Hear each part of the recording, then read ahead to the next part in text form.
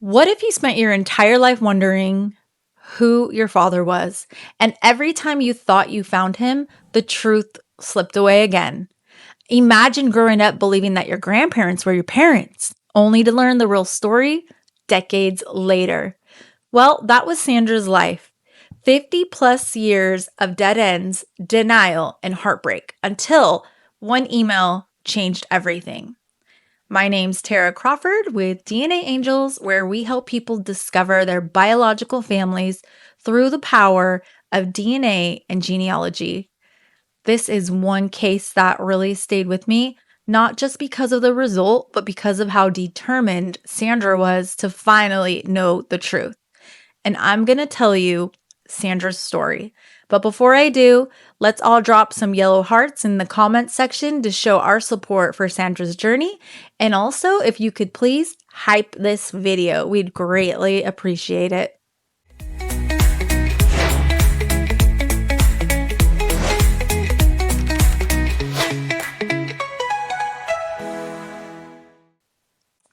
So Sandra was born in Washington, D.C.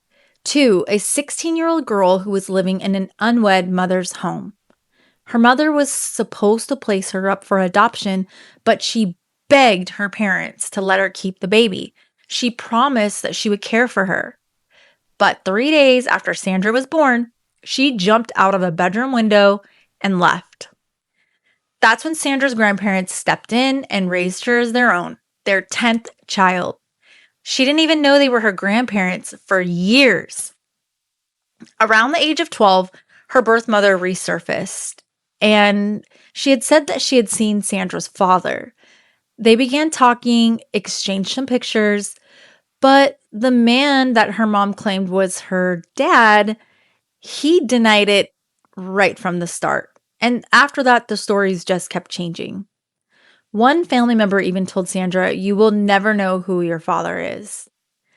Years later, after Sandra's grandmother passed away, Sandra moved in with her grandfather to care for him. And when she had asked him for some money to take a paternity test, he refused. He said, "I'm your father, and that's all you need to know." So Sandra went with that, and she cherished her time together with her grandfather until he had passed away. Once he passed away, he left her some money, which she used to test the man that she had always believed was her father. And the test came back negative. He was not her father. And when she shared that update with her mother then offered another name. But his nationality did not match up with Sandra's Irish and Italian ancestry, because she had also taken an Ancestry DNA test. So it was another dead end, and she thought she's just never going to know. Her mother had a very unstable life, drugs, arrests, chaos, and they had never had a close relationship. So Sandra just accepted the fact that she may never know who her biological father is. But Sandra had a very supportive cousin. Her name's Linda. She really refused to give up on this search. So since Sandra had taken an Ancestry DNA test, Linda went ahead and hired a professional genealogist. But after months, even the paid expert could not solve the mystery of who Sandra's biological father was. So one night, Linda called Sandra in tears, saying she had found a group, DNAngels. They help people find birth parents, and it's free. So Sandra was pretty skeptical because nobody does anything for free. I'm sure there's a catch. But Linda really insisted. "Something's telling me that we really need to do this, and we need to do it now." So Sandra sent the email to see if DNAngels would accept her case. And luckily we did. We accepted it. But when we received her case, we knew that it was not going to be simple. Her DNA matches were very limited, very few close connections, and there was no clear pattern. So with that, we had to dig deeper. We had to build trees a generation further back, connecting distant cousins and cross-checking every surname, every location. On one side of the paternal group, we had only one single good match. And on the other, it was just a small cluster of distant matches that barely overlapped with each other. But those are the cases that remind us why we love this work, why we love the challenges. Because when a professional genealogist has already tried and failed, you know it's not going to be easy, but you also know how much it matters to the client to get their answers. And one day, finally, everything came together. All the DNA matches. And when it did, we definitely had a happy dance moment. Suddenly, the puzzle makes sense.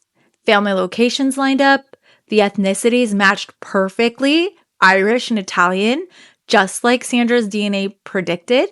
We even were able to place an adopted match perfectly into the tree where it belonged. It was a complete, coherent story.